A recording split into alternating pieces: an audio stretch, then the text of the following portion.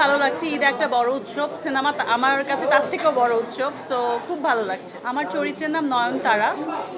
ঠিক আরেকজনের একটা চরিত্র পোট্রে করা যে কতটা ডিফিকাল্ট সেটা আমি বুঝতে পারছি, কারণ এখানে আমি ববিকে খুঁজে পাইনি, ইভেন আমিও। এবং ঠিক আমি চেষ্টা করেছি যতটা জাস্টিফাইড ওয়েতে পোট্রে করা যায়, প্রেজেন্ট হওয়া যায় আপনাদের সামনে।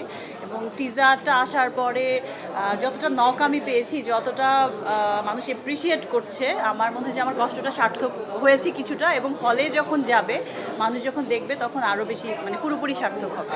সাসপেন্সের জায়গাটা আমি রেখেই দিই, কারণ এটা একটা মিস্ট্রি তো অবশ্যই রাখতে হবে, হলে গিয়ে সেটা বের করতে হবে। আর হচ্ছে যে একটা আর্টিস্টের ওইটাই একটা সার্থকতা, যখন ভিন্ন ভিন্নভাবে নিজেকে মানুষের সামনে হাজির করতে পারে। তো সেটাই আমি চেষ্টা করেছি ময়ূরাক্ষীতে। সেটা আমি জানি না, সেটা আমি বলতে পারবো না। এটা অডিয়েন্স দেখে আসলে বুঝতে পারবে। আসলে একটা ভালো মানুষও অনেক সময় অনেক সিচুয়েশনে ডিফারেন্ট ওয়েতে কাজ করতে হয় বা ডিফারেন্ট সিচুয়েশনে পড়ে যেতে হয়। সেটা এখানে দেখবে যে প্রত্যেকটা মানুষের কিছু ভিন্ন ক্রাইসিস থাকে। ওই ক্রাইসিসের মধ্যে একটা মানুষ কীভাবে নিজেকে বেইমানি করে নাকি ঠিকঠাক ওয়েতে নিজেকে ওইখান থেকে বের করে আনতে পারে, এটাই এখানে দেখা যাবে। এটা তো আমি বলতে পারবো না, এটা হলে গিয়ে দেখতে হবে। অবশ্যই আমরা কনফিডেন্ট দেখেই ঈদে আসছি, ফুল টিম আমরা কনফিডেন্ট। ইনশাল্লাহ অডিয়েন্স ভালো ছবির সঙ্গে থাকবে। এবং ঈদ আসলে অনেক বড় একটা উৎসব, আর একটা দুটো ছবি দিয়ে তো ঈদের উৎসব আসলে পরিপূর্ণতা পায় না। আমি বিশ্বাস করি যে আমার ছবি ময়ূরাক্ষীও যেভাবে মানুষ দেখবে, তুফানও দেখবে, দেন আরও যে সিনেমাগুলো আছে ওগুলোও দেখবে। এক একটা ক্যারেক্টার থেকে এক একটা ক্যারেক্টার আলাদা। যদি আমি বারবার একইভাবে একই টাইপের ক্যারেক্টার করি, সেটা তো ভালো হবে না বা বোর হওয়া যাবে না।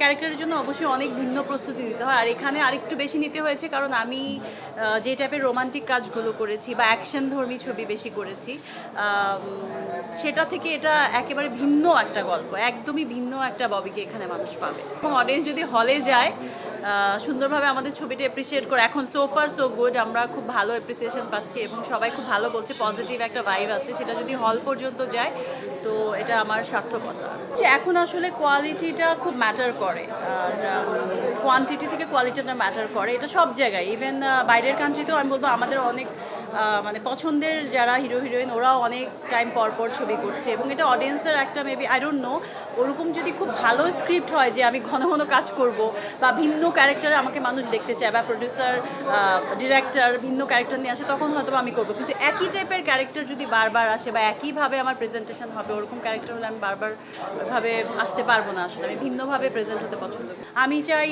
লং লাস্টিং ফরএভার স্টাইলের আর্টিস্ট হয়ে বেঁচে থাকতে মানুষের মধ্যে। আমি যখন মরেও যাবো, মানুষ যেন আমার কথাটা একটু হলেও মনে রাখে। ঈদের প্ল্যান এবার টোটালি ময়ূরাক্ষী নিয়ে হলে হলে যাব, ঘুরবো, দেশের অনেক মানুষ যখন আমাকে একটা জায়গায় বসিয়েছে, এবং আমি চিনি না জানি না এমন মানুষ আমাকে এত ভালোবাসে, এত কোত্থেকে আম পাঠিয়ে দিচ্ছে, আমের সময় কোত্থেকে লিচু পাঠিয়ে দিচ্ছে, এত যে ভালোবাসা, এটার মূল্য তো আমি কি দিয়ে দেব আসলে। আমি এত চিপ হয়ে ভাইরাল হয়ে এটার মূল্য দিতে চাই না। আমি অনেক স্যাক্রিফাইসের মাধ্যমে এবং ভালো ভালো কাজের মাধ্যমে এটার মূল্য দিতে চাই। তো আব্বা মারা যাওয়ার পর তো আমি হাটে যাই, কারণ আমাদের গরু দেওয়া হয় কোরবানি, খাসিও দেওয়া হয়। খাসি হচ্ছে এতিমখানায় দেওয়া হয় আমাদের, এটা আমাদের ট্রেন্ড ফ্যামিলির।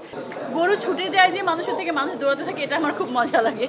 আমি বাবার সঙ্গে গিয়েছিলাম, এখন আমি যাই, কিন্তু ওইভাবে নিজে নামা হয় না আসলে, মানুষকে দিয়ে করানো হয়, গাড়িতে বসে থাকি আমি।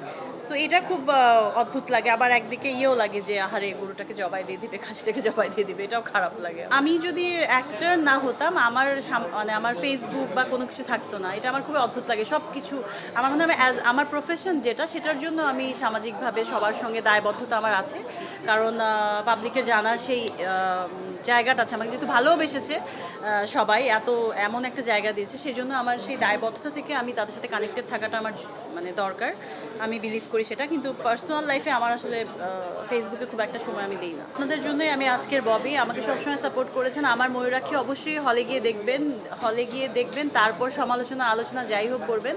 এবং আমি বিশ্বাস করি এই চরিত্রটা, ময়ূরাক্ষী যে নয়নতারা চরিত্র, যারা আমার লাভার্স আছে, ম্যাক্সিমামই আমার লাভার্স, আই বিলিভ দ্যাট, তারাও পছন্দ করবে। ইভেন যারা আমার হেটার্স আছে, তারাও খুব এনজয় করবেন, দ্যাটস ফর শিওর। সো হলে গিয়ে ময়ূরাক্ষী দেখবেন। ঈদ মোবারক।